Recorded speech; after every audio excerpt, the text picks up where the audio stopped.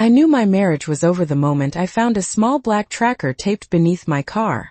The garage was colder than usual that night, even though it was late June and the air outside still carried the warmth of a Georgia summer. I had stepped out in my slippers just to take out the trash, expecting nothing more dramatic than the sound of cicadas and the hum of the streetlights. Instead, something metallic clinked against the concrete as I nudged the garbage bin back into place. I froze. At 67, you learn to listen to instincts you once ignored. I bent down slowly, my knees stiff, my heart suddenly louder than the quiet suburban street around me. There it was. A small rectangular device, no bigger than a pack of gum, taped neatly under the rear bumper of my silver Toyota Camry. For a moment I simply stared at it, as if my mind refused to translate what my eyes were clearly seeing.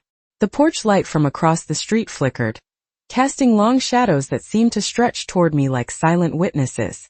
My first thought was absurdly practical. Maybe it had fallen off someone else's car. Maybe it was nothing. But deep inside, something colder than fear began to spread. Something that felt like recognition. Robert had been asking strange questions lately. Questions that sounded casual but never quite were. Where had I gone on Tuesday? Why had it taken 40 minutes instead of 20 to drive back from the grocery store? Had I stopped somewhere else? I had laughed it off at first. After 42 years of marriage, you assume you know the rhythms of a person's concern. You assume love sometimes disguises itself as worry. But standing there in the dim glow of the garage light, holding that tracker in my trembling hand, I realized something far more unsettling. This wasn't worry. This was surveillance. The night air felt heavy against my lungs as I straightened up.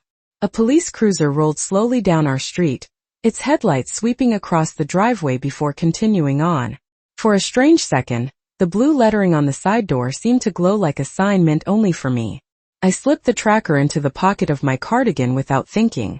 My movements were calm, almost rehearsed, though I had never imagined this scene before. Inside the house, the grandfather clock chimed 9 times. Robert was in the living room, exactly where he always was at this hour, sitting in his leather recliner with the evening news murmuring in the background. He glanced up when I entered, his expression warm and practiced. "Everything okay out there, Maggie?" he asked. That same gentle voice that had once convinced me he would always be my safest place. I smiled, not because I felt reassured, but because I suddenly understood the power of silence. "Just taking out the trash," I replied, hanging my cardigan carefully on the coat rack by the door. I could feel the small device pressing against the fabric like a secret heartbeat. Robert nodded and returned his attention to the television, where a smiling anchor was talking about rising property values and community safety.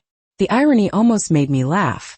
I walked into the kitchen and poured myself a glass of water, noticing how steady my hands appeared despite the storm gathering inside me.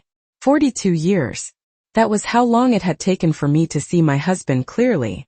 Not as the charming man who brought me roses after arguments or the dependable partner who fixed leaky faucets on Sunday mornings, but as someone capable of quietly tracking my every movement without my knowledge. I took a sip of water and let the coolness ground me. There would be no confrontation tonight. No raised voices or dramatic accusations. Some truths are too heavy to drop all at once. Instead, they must be carried carefully, examined under better light. Later, as Robert fell asleep in his recliner, his reading glasses slipping down his nose, I retrieved my cardigan and slipped outside again.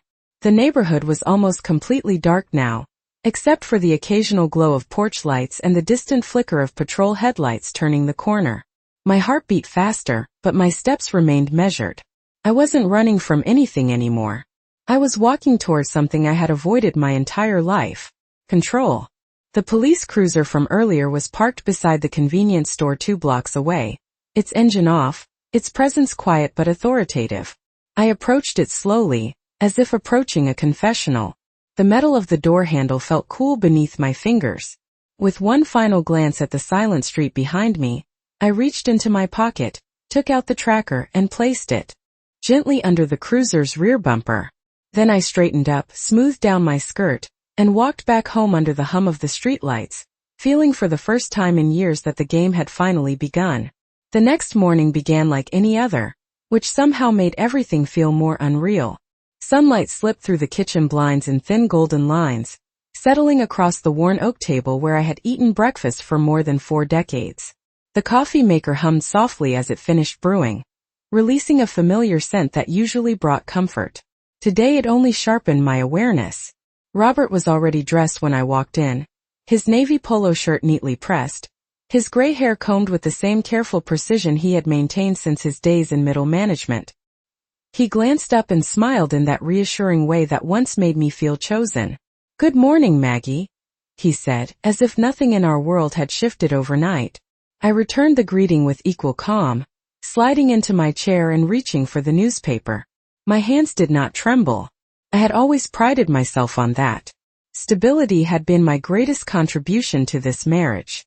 Stability and silence.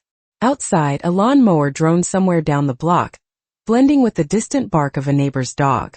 The normal sounds of a safe American suburb. Robert poured himself another cup of coffee and leaned casually against the counter. "Do you have any plans today?" he asked. The question was simple, innocent even. But now I heard the machinery behind it.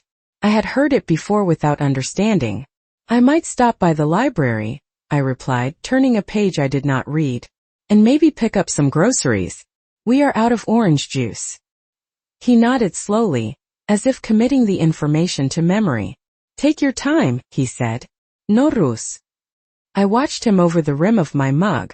For years I had mistaken his attentiveness for devotion. I had not realized that devotion does not require documentation. After breakfast, he left for his volunteer shift at the community center, waving from the driveway with the same dependable rhythm he used every Tuesday and Thursday. I stood at the kitchen window until his sedan disappeared around the corner. Only then did I allow my shoulders to drop. The house felt larger without him. Not emptier, just more honest. I washed the dishes slowly, noting how the sunlight glinted off the wedding band that had never left my finger. 42 years of shared mortgages, shared grief, shared holiday cards signed with both our names. And yet, beneath all that history, there had been something else growing quietly. A need to monitor, to confirm, to possess. The realization did not arrive like a thunderstorm. It came like fog, seeping into every memory until the past itself began to look unfamiliar. By mid-morning, I found myself driving toward the public library anyway. Habit is a powerful force. The Camry moved smoothly along the 2-lane road, its engine steady, its interior still carrying the faint scent of the pine air freshener Robert insisted on buying in bulk. I stopped at a red light and studied the reflection in my rearview mirror. A woman with silver hair pulled into a neat bun. Blue eyes that had once been quick to soften. Now they seemed sharper, more observant. As if I were meeting myself for the first time. My phone rang just as I turned into the parking lot. Robert's name lit up the screen. I let it ring twice before answering. "Hi," I said. "Hey," he replied, his tone casual but slightly too bright. "Just checking in. Did you make it to the library okay?" The question hung between us like a thread pulled too tight. I pictured the empty driveway where the tracker had once been, the silent police cruiser now carrying his secret across town. "Yes," I said. "Everything is fine." There was a brief pause, long enough to feel intentional. "Good," he answered. "Drive safe." When the call ended, I sat in the parked car for a moment longer than necessary. Around me, retirees shuffled toward the entrance with canvas tote bags and paperback novels. A mother pushed a stroller across the crosswalk. Life continued with its usual predictable kindness. And yet somewhere within that kindness, a different narrative had begun to unfold. I stepped out of the car and locked the door, listening to the soft electronic chirp echo through the quiet lot. For the first time in years, I understood that safety was not something another person could grant me. It was something I would have to create for myself, one deliberate choice at a time. The afternoon sun had begun to soften by the time I left the library, casting long amber shadows across the parking lot like quiet reminders that even the brightest days eventually turn. I carried 2 borrowed books under my arm, though I could not recall choosing them. My thoughts had been elsewhere, circling the same unsettling realization that my life had been observed without my consent for longer than I could measure. The Camry started with its usual dependable purr, and I sat for a moment with my hands resting lightly on the steering wheel, allowing the stillness to settle around me. A light breeze stirred the leaves of the sycamore trees lining the street, their branches whispering in a language I suddenly felt closer to understanding. As I pulled onto Maple Avenue, my phone remained silent. No sudden check-in. No carefully phrased question disguised as concern. The absence itself felt meaningful. I drove toward the grocery store out of habit, passing familiar storefronts that seemed unchanged by the quiet shift happening inside me. For years I had measured my days in errands and small kindnesses, believing that consistency was the same thing as security. Now I saw how easily routine can become a cage when someone else holds the key. Inside the store, fluorescent lights hummed overhead while soft instrumental music drifted through the aisles. I selected oranges, a carton of milk, and a loaf of whole grain bread, moving with deliberate calm. A young cashier greeted me with a cheerful smile, her name tag reading Emily in bright blue letters. I wondered briefly what she would think if she knew that a woman old enough to be her grandmother had just begun learning how to reclaim her own freedom. Outside again, I loaded the groceries into the trunk and paused when I noticed a patrol vehicle parked near the entrance. My breath caught for only a second. The same cruiser. Its presence felt almost symbolic now, like an unexpected ally in a story I had never planned to tell.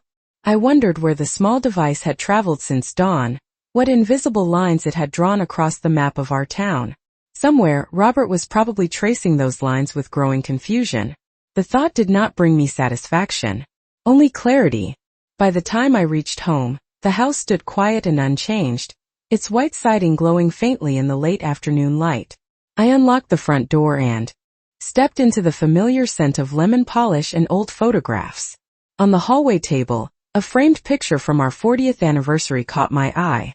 Robert and I stood shoulder to shoulder, smiling for the camera as if we had solved the mystery of happiness.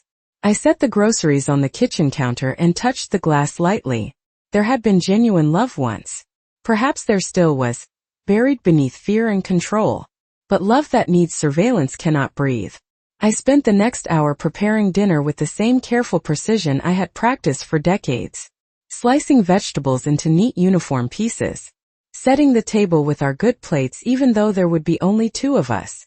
Outside, the sky deepened into shades of lavender and pale gold. When Robert finally walked through the door, his expression carried a tightness I had never seen before. Not anger. Not accusation. Something closer to uncertainty. He kissed my cheek and hung his keys on the hook by the entryway. "How was your day?" he asked, his voice steady but searching. I met his gaze and smiled softly. "Peaceful," I replied. The word seemed to echo between us, filling the space where unquestioned trust had once lived. As we sat down to eat, the grandfather clock began its slow rhythmic ticking again, marking time in a house that suddenly felt poised on the edge of change. I realized then that the real shift was not happening outside, in police reports or unexplained routes on a tracking screen. It was happening within me, quietly, irreversibly, and for the first time in many years, I felt ready to see where that new path might lead. That night I did not sleep easily. The house had settled into its usual quiet, the kind that once felt comforting after decades of shared routines, but now carried a subtle tension that seemed to hum beneath every familiar sound. The ceiling fan rotated slowly above our bed, its soft rhythmic clicking marking the passage of minutes that stretched longer than they should have. Robert lay beside me, his breathing even and controlled, as if he had practiced it. I kept my eyes closed, pretending to drift somewhere far from the thoughts pressing in on me. At around 2 in the morning I felt him shift. The mattress dipped slightly as he sat up. For years I would have turned instinctively, asking if he needed water or medicine or simply reassurance that I was there. Instead I remained still, my awareness sharpened in the darkness.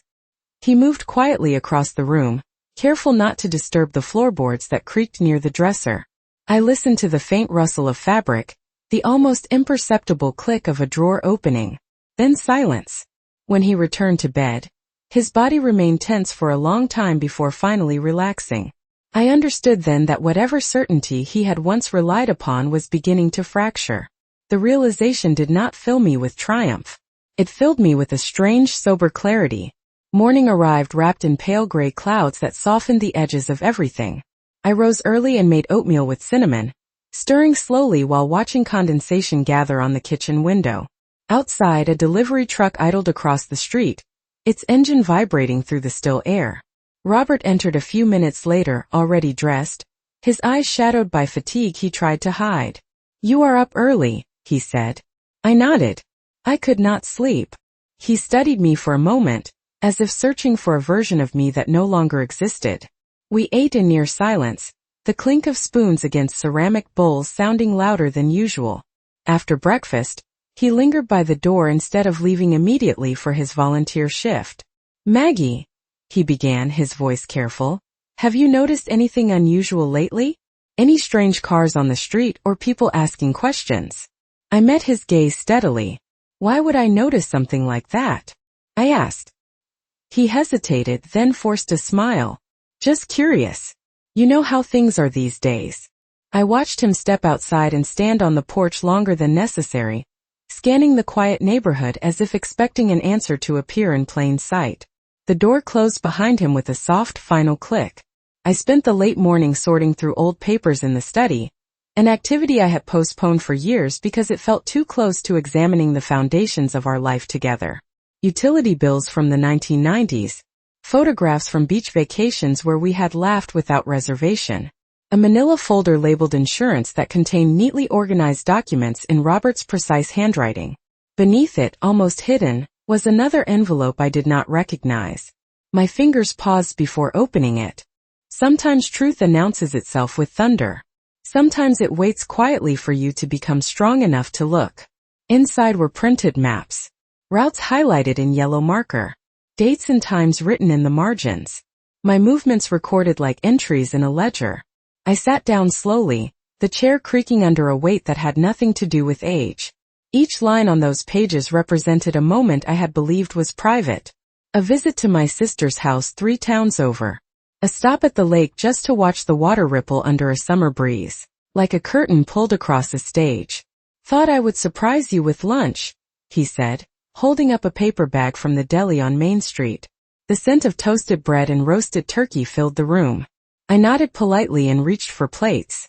We sat across from each other at the kitchen table, the grandfather clock marking each second with patient authority. He spoke about small things at first. The new volunteer coordinator. A neighbor's dog that kept digging under the fence. A sale at the hardware store. His words drifted around us like loose threads, never quite forming a pattern. Then he leaned forward slightly, lowering his voice as though sharing a secret. "Have you been driving anywhere unusual lately?" The question hovered in the space between us. I took a careful bite of my sandwich, chewing slowly, tasting nothing. "I have been going about my normal errands," I said. His eyes searched my face for cracks. Finding none, he sat back, confusion flickering across his features before he masked it with a polite nod. Later that afternoon, he retreated to the study and closed the door, something he rarely did unless he was managing finances or making private calls. I remained in the living room, dusting the shelves that held decades of shared history. Wedding gifts, souvenirs from road trips across the Carolinas. A porcelain figurine my mother had given me before she passed. Each object seemed to whisper its own version of loyalty and endurance. The house itself felt like a witness, holding memories in its walls that neither of us could rewrite. As the hours passed, I heard him moving restlessly behind the closed door. Drawers opening, papers shifting, the faint murmur of a voice speaking into a telephone. At one point, his tone sharpened with frustration, then dropped again into careful control. I realized he was chasing answers that would never lead where he expected. By evening, the tension had grown almost visible, like humidity gathering before a storm. We ate dinner in near silence, the clatter of silverware against porcelain sounding strangely final. Afterward, Robert stepped onto the back porch and stared out into the darkening yard, his posture rigid. I joined him a few minutes later, wrapping a light cardigan around my shoulders. Fireflies blinked in the tall grass beyond the fence, their tiny pulses of light appearing and disappearing without warning. "Something is not right," he said at last, not looking at me. "I feel like I am losing track of things." His words carried more truth than he intended. I watched the soft glow of the insects drifting over the lawn and felt an unexpected calm settle inside me. For so long I had allowed myself to be defined by the boundaries he set. Now those boundaries were dissolving in ways neither of us could fully control. "Maybe you just need to rest," I suggested gently. He nodded, though his shoulders remained tense. When we returned inside, he checked the locks on the doors with unusual care, as if security could be restored through simple ritual. I turned off the lights one by one, leaving only the faint illumination of the hallway lamp. I had never known before. Downstairs, the kitchen filled with the smell of burnt toast. Robert rarely burned toast. He prided himself on precision, on small details that reinforced his sense of order. I entered quietly and found him standing at the counter staring at his phone as if it had betrayed him personally. "Good morning," I said. He flinched slightly before composing himself. "Morning," he replied, forcing a smile that did not reach his eyes, down with unusual care, and remained standing in the entryway, as if unsure whether he still belonged in the space he had once controlled so completely. "They asked me some questions," he said finally, his voice low. I met his gaze without flinching. "About what?" I asked. He hesitated, then shook his head. "Errands," he said, avoiding my eyes. His voice sounded thinner than usual, stretched across a distance that had not existed before. I nodded and handed him a travel mug. "Drive carefully," I replied. The phrase felt familiar and foreign at the same time, like an old photograph you no longer recognize as your own. He left without finishing his breakfast, the door closing behind him with a soft finality that echoed through the hallway. I spent the morning moving through small tasks that required just enough attention to keep my thoughts from spiraling. Folding towels, wiping down the kitchen cabinets, sorting through a drawer filled with outdated coupons and handwritten recipes. Yet beneath the surface of each movement, a new awareness pulsed steadily. The envelope I had discovered in the study remained exactly where I had placed it, but its presence now shaped every decision I made. By late afternoon, the clouds began to break apart, revealing thin bands of pale sunlight that stretched across the living room floor. I had just finished watering the houseplants when I heard tires on gravel again. Robert returned more slowly this time, his steps hesitant as he crossed the threshold. He set his keys down and remained standing there, as if unsure how to re-enter the life he had always controlled. "They called me back," he said finally. "More questions." I watched his reflection in the hallway mirror rather than looking at him directly. "What kind of questions?" I asked. He swallowed, the movement visible even from across the room. "About why my phone shows I have been following a patrol vehicle all week." The words hung between us like a fragile glass ornament. I felt neither shock nor triumph, only confirmation. He paced the length of the living room, running a hand through his thinning hair. "It does not make sense," he muttered. "The device was supposed to." He stopped abruptly, realizing what he had almost revealed. Silence settled over us again, thicker than before. I turned toward the window, watching a pair of sparrows dart across the damp lawn, their wings catching the last light of day. For decades I had believed that confrontation was the only way truth could surface. Now I understood that truth often emerges through consequence, through the quiet collapse of carefully constructed illusions. That evening, as we sat down to dinner, Robert barely touched his food. His eyes kept drifting to the study door, as though it might open on its own and deliver an explanation. I spoke gently about ordinary things, a neighbor's upcoming yard sale, a book I had borrowed from the library, the rising price of eggs. Each mundane detail seemed to widen the distance between us, emphasizing how differently we now occupied the same space. After dinner, he retreated upstairs earlier than usual, leaving me alone with the soft ticking of the grandfather clock. I sat in the dim lamplight and allowed myself a single long breath. Somewhere in town, paperwork was being filed. Conversations were being recorded. Assumptions were being questioned. The quiet strategy one had set in motion was unfolding with a precision that no argument could have achieved. When I finally turned off the lights and climbed the stairs, I realized that the path ahead no longer frightened me. It felt inevitable, like the clearing of storm clouds to reveal a sky that had always been there, waiting for me to notice. The following morning arrived with a brightness that felt almost intrusive, as if the sun itself had decided to expose every hidden corner of our carefully constructed life. I woke before Robert again, slipping quietly from the bed and pulling the curtains apart just enough to let a narrow blade of light fall across the wooden floor. Outside, the world had resumed its predictable rhythm. A jogger passed with measured steps. A school bus groaned to a stop at the corner. Somewhere, wind chimes rang with delicate persistence. I stood there for several minutes, breathing slowly, letting the clarity of the day settle into my bones. There was no longer any uncertainty about what needed to be done. Downstairs, I prepared breakfast with the same precision that had guided me through decades of marriage. Eggs cooked over low heat. Toast browned evenly this time. Fresh orange juice poured into 2 identical glasses. When Robert entered the kitchen, he paused in the doorway as if unsure whether he had permission to cross the threshold. His eyes moved from the neatly set table to my face, searching for signals he could still interpret. "You are up early again," he said, attempting a tone of casual familiarity that now sounded rehearsed. I nodded and gestured toward his chair. "Sit. You need to eat." He obeyed without argument, which in itself felt like a quiet acknowledgement that something fundamental had changed. We ate in near silence, the morning light revealing every fine line of fatigue etched into his features. Finally he spoke. "They are asking about records," he admitted, staring at his plate. "Phone data. Movement patterns. Things I cannot easily explain." I took a sip of coffee before responding. "Then perhaps it is time to start telling the truth," I said softly. He looked up sharply, surprise flickering across his face like a sudden flash of lightning. But he did not challenge me. The rest of the meal passed with the strange politeness of strangers sharing a table in a quiet cafe. After he left for another meeting at the station, I gathered my purse and car keys with deliberate calm. There was one more step in this quiet sequence of revelations. One final preparation that would shape whatever future remained ahead. The law office sat on the second floor of a brick building overlooking the town square, its narrow windows catching the sun in a way that made them appear almost golden. I had not visited in years, not since we finalized our retirement planning with neat signatures and hopeful assumptions. The receptionist greeted me warmly, unaware that she was witnessing the closing of one chapter and the careful drafting of another.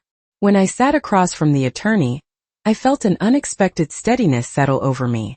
Words came easily, not dramatic accusations or emotional confessions, but clear measured statements about property, privacy, and the right to live without being monitored. He listened without interruption, his pen moving across the yellow legal pad with quiet authority. Outside the window, traffic circled the courthouse fountain, each vehicle following its designated path without hesitation. By the time I left the office, the afternoon had grown warm, the air carrying the scent of blooming magnolia trees. I paused on the sidewalk and closed my eyes for a moment, allowing the sensation of freedom to take root. It was not loud or triumphant. It was subtle, like the first hint of spring after a long winter. When I returned home, Robert was already there, seated at the dining room table with a stack of papers spread before him. He looked up as I entered, uncertainty clouding his gaze. "Where have you been?" he asked. I placed my purse on the chair and met his eyes without flinching. "Taking care of what comes next," I replied. The truth did not need further explanation. As evening settled around the house, the familiar ticking of the grandfather clock seemed to mark not just the passing of time but the quiet transformation of everything we had once believed permanent. I realized then that the outcome of this story would not be determined by confrontation or apology. It would be shaped by the steady choices I was finally making for myself, choices that no one else could track or control. I woke before dawn on the final morning I would spend in that house, the air inside my chest feeling lighter than it had in years. Outside, a faint silver mist hovered above the quiet lawns, softening the edges of fences and mailboxes until everything looked like a memory rather than a place I still belonged. For a long time I lay still, listening to the familiar sounds that had once defined my sense of home. The slow ticking of the grandfather clock downstairs, the distant hum of a truck beginning its delivery route, Robert's breathing beside me, uneven and shallow, as if sleep had become another thing he could no longer control. I turned my head and studied his face in the dim blue light. The lines there were not only signs of age. They were marks of tension, of questions that had no easy answers. For decades I had believed that loyalty meant endurance, that silence was the price of stability. Now I understood that endurance without dignity is only another form of surrender. I rose quietly and began dressing with deliberate care, choosing a navy skirt and a simple white blouse I had once worn to church on special occasions. The fabric felt crisp against my skin, like a promise I was finally ready to keep. Downstairs, I moved through the kitchen one last time, touching the smooth edge of the counter, the worn handle of the refrigerator, the window frame where I had stood so many mornings watching the seasons change. I brewed coffee out of habit, though I did not drink it. The scent alone was enough to steady me. When Robert finally appeared at the top of the stairs, he paused as if startled by the sight of me already prepared for the day. "You are leaving," he said, not as a question but as a quiet recognition. I met his gaze and nodded. There was no anger left in me. No desire for dramatic confrontation or explanations that would only circle the truth we both now understood. "I am choosing a different path," I replied. He descended slowly, gripping the banister as though the simple act of walking had become uncertain. Papers lay scattered across the dining table, official letters stamped with county seals and formal language about privacy violations and ongoing inquiries. The consequences he had once imagined he could avoid were now part of his daily reality. He reached the bottom step and stopped a few feet away from me, his hands opening and closing at his sides. "I was trying to protect what we had," he murmured. The words sounded sincere and yet unbearably small. I picked up my purse and slipped my car keys inside. "What we had needed trust," I said gently, "not surveillance." Outside, the morning had brightened into a clear southern day, the sky stretching wide and unapologetic above the rooftops. I carried my single suitcase down the front steps, aware of how light it felt compared to the years I was leaving behind. A neighbor waved from across the street, unaware that she was witnessing the quiet ending of a long marriage. I waved back, offering the same calm smile I had practiced for so many years, though this time it carried a different meaning. Robert followed me to the doorway but did not step beyond it. Perhaps he understood that some boundaries cannot be crossed once they have been drawn. I placed the suitcase in the trunk of the Camry and paused with my hand resting on the cool metal, allowing myself one final moment to absorb the reality of my choice. There would be legal meetings ahead, new routines, a future that felt both uncertain and wide open. Yet beneath all of it lay a steady conviction that I was finally reclaiming my own narrative. I slid into the driver's seat and adjusted the mirror, catching a glimpse of the house reflected behind me.